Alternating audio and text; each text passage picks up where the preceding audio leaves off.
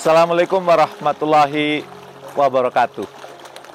Banyak para pimpinan perusahaan, baik itu level menengah, level atas, yang konsultasi dengan saya. Mereka mengalami kesulitan ketika mendidik anak-anaknya. Ya, saya punya 5 orang anak, ya, yang itu saya didik langsung. Karena bagi saya mendidik anak itu tidak boleh di-outsource, di-outsourcingkan, tapi kita langsung yang mendidiknya. Selain itu saya juga punya anak angkat banyak, ya, yang itu walaupun bukan anak kandung saya, tapi saya bina, saya didik seperti anak saya sendiri gitu.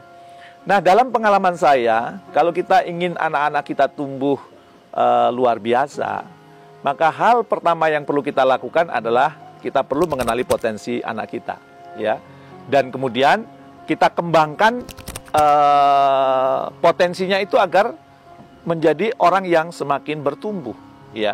Jadi anak kita itu kita bantu untuk menemukan kekuatannya, untuk menemukan kelebihannya, ya. Kemudian terus kelebihannya itu, ya, diasah dan dicarikan lingkungan yang tepat. Misalnya kalau kita tahu bahwa anak kita itu ingin jadi penulis, maka kita carikan lingkungan yang memang lingkungannya itu adalah para penulis. Ketika anak kita itu ingin menjadi pengusaha, maka lingkungan yang kita cari adalah lingkungan pengusaha.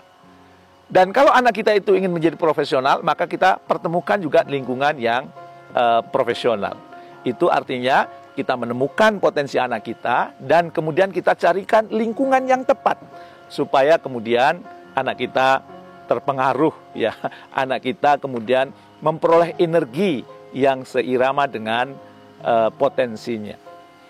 Dan kalau itu kemudian sudah dilakukan, dan saya yakin sebagian anak melakukan, tapi ada hal-hal yang kadang-kadang tidak disadari yang itu membuat anak nggak bertumbuh. Apa itu?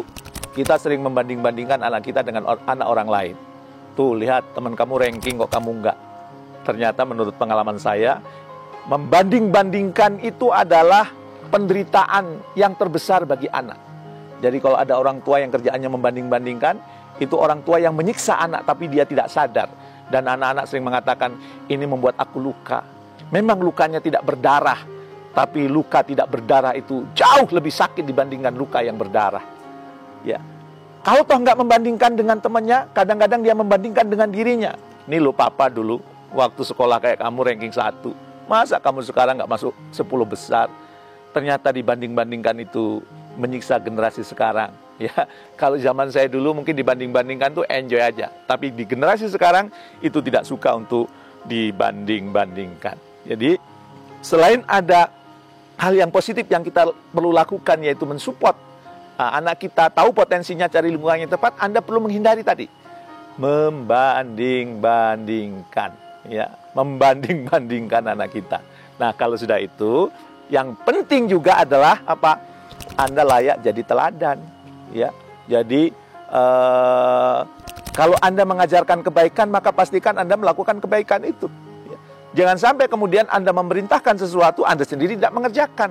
Maka anak-anak akan menilai bahwa Anda cuma pintar ngomong doang, ya. Maka pastikan apa yang kemudian kita sampaikan kepada anak-anak kita, kita juga melakukannya.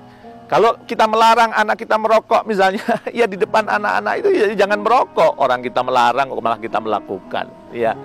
Jadi mungkin 3 itulah ya yang penting, ya. Pertama, temukan potensi terbaiknya, kemudian carikan lingkungan yang tepat supaya potensinya itu berkembang dan dia terus bertumbuh, ya. Yang kedua, jangan suka membanding-bandingkan putra-putri Anda dengan temannya atau dengan Anda. Dan yang ketiga, siap Anda menjadi teladan. Selebihnya banyak-banyak berdoa. Kenapa? Karena yang membolak-balik hati manusia itu Allah, Tuhan yang Maha Kuasa, bukan kita. Jadi toh kalau kita kemudian sudah menempa mereka, membantu mereka, ya, dan kemudian tidak membanding-bandingkan, dan kemudian kita layak jadi siap jadi teladan, ternyata anak kita tidak sesuai harapan, Anda minta kepada yang membolak-balik hati, ya muqallibal qulub, ya, wahai yang membolak-balik hati, maka tetapkan iman pada anakku, tetapkan hal-hal yang baik pada anakku, tetapkan hidayahmu, karuniamu kepada anak-anakku. Insya Allah dijaga sama Allah. Jangan suka mengambil tugasnya Allah. Membolak-balik hati itu tugasnya Allah, bukan tugas kita. Tugas kita mendidik. Bukankah Nabi Nuh, ya, yang ulul azmi di antara nabi yang mulia pun tidak bisa mendidik putra-putrinya. Ya. Artinya apa? Urusan hati manusia itu serahkan kepada Allah. Tugas kita melakukan yang terbaik. Temukan potensinya, temukan lingkungan yang tepat, dan kemudian jangan membanding-bandingkan. Dan yang ketiga, siap untuk menjadi teladan. Barangkali itu, semoga bermanfaat. Assalamualaikum warahmatullahi wabarakatuh.